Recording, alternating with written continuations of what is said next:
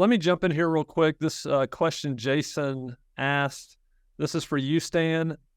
How would you define the role of a CFO as it relates to a property management company? And what are your thoughts on a fractional CFO? Yeah, definitely open And also thoughts on fractional HR as well. Thinking obviously the latter part of that, of the fractional CFO or HR, is definitely beyond my pay grade. So not going to be able to chime in on that. The fractional CFO is going to be very dependent on where you are in your corporate life cycle and who all you have on the team to be able to support some of these functions. I know you can't really see it up here, but I have the 5 different pillars that I see in our organization, 4 of which are probably relevant for basically anyone in this space. Around the very top of the list is treasury, just making sure that you have cash on hand to make sure that you're making payments to your owners, that you're making payments to your people.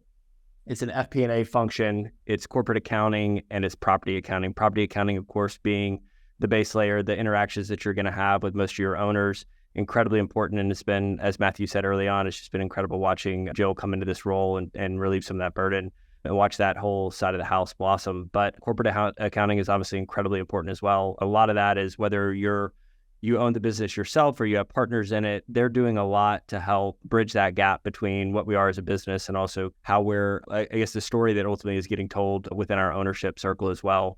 And then FP&A. FP&A is one that obviously is, as you get bigger, becomes much more important. And it's really the ones that are saying, hey, what is the future of this business? Where are we heading? What are the roadblocks that are ahead? Where are we winning? Where are we losing? And making sure that you have somebody that is really thoughtful and really understands the operations of the business. That's an area that Curran is really taking the lead on now, just given he's worn so many hats in this organization.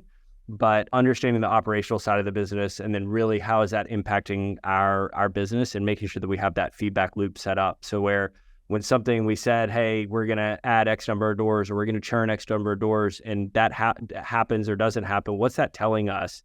What can we learn from that? And what does that mean for the future of the organization? And so having somebody that is really thoughtful in that business, it's not the thing that keeps the lights on, but it's the one that makes them shine brighter in the future. And so making sure that you have somebody that's really good at both sides of the house sitting in that seat is incredibly important. I'm a big fan of fractional CFOs broadly. I think that's going to be very dependent on capabilities of the team that you have, the size of the organization broadly. And unfortunately, it's probably something that's more specific to your organization. Yeah, that'd be really careful to go out and overhire. Stan mentioned, like, hiring a CFO is really dependent on your plans for your organization. Our organization and our goals and where we're heading, like, require a CFO.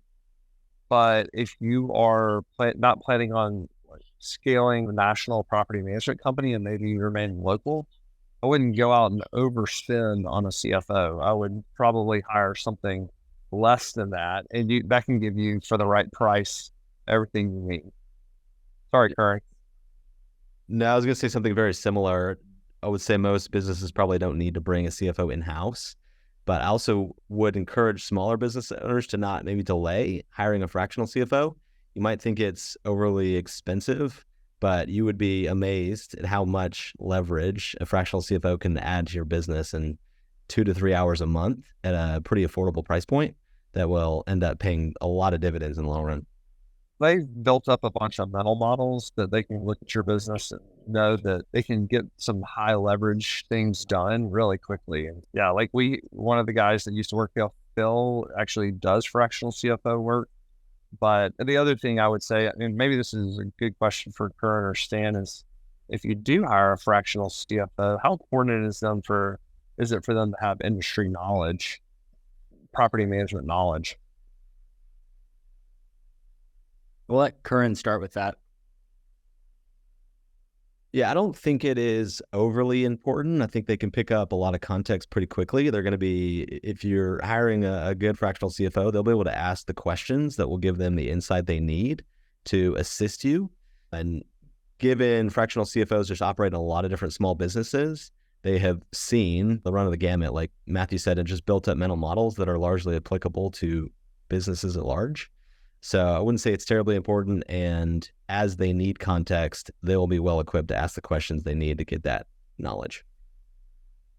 Yeah, I agree with that. I would definitely focus on somebody that has some diverse experience in this space, that have worked with a number of businesses. I think obviously property management is incredibly unique, but at the same time, there's a lot of echoes of other industries. And so having somebody that's seen 5, 10, 15 other operating businesses, they're adept at asking questions, they're asking probing questions, and they're also able to say, hey, I know that you've been thinking about it this way for the last 10 years.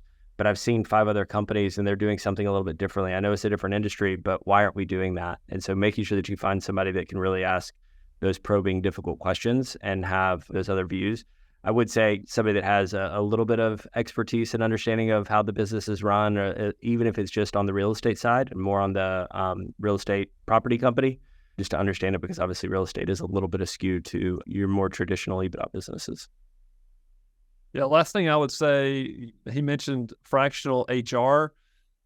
I know that Matthew and I, when we were growing the company, we had Curran, we had Gray, we had all hands on deck were interviewing people, and we trained them exactly how to do it.